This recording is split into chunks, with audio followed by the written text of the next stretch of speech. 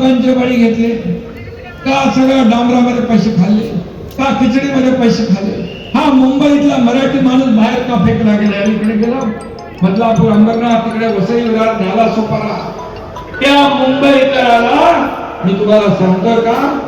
कारण तुम्हाला मराठी माणसाच्या बद्दल जे बोलताय त्यांच्याबद्दल मला बोलणं गरजेचं आहे. इथे मराठी माणूस आहे, सगळीकडे मराठी माणूस आहे, सगळीकडे मुंबईकर आहे. आणि म्हणून मुंबई बाहेर फेकलेला मुंबईकर पुन्हा मुंबईमध्ये आणण्याचं काम आपण करणार आहोत.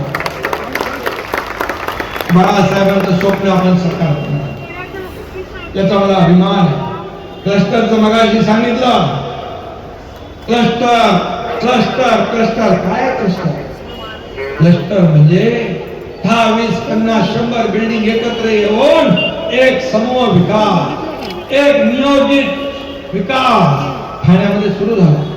धोकादायक इमारती दर पावसाळ्यात पडतात, कल्याण डोंबिवलीत पण पडतात, माणसं मरतात. आपण येतो, रिबिल्डिंग रिकामी करतो, ती माणसं वाऱ्यावर जातात, बेघर होतात, भाडं मिळत नाही, पैसे मिळत नाही, घर मिळत नाही, काही मिळत नाही, पुण्यामुळे झालं.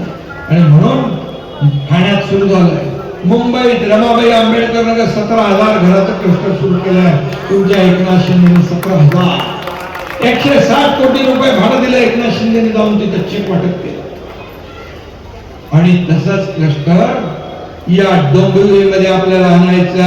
या डोंबिवलीतल्या धोकादायक इमारती तुमच्या डोक्यावरची टांगती तलवार दूर करायची आहे.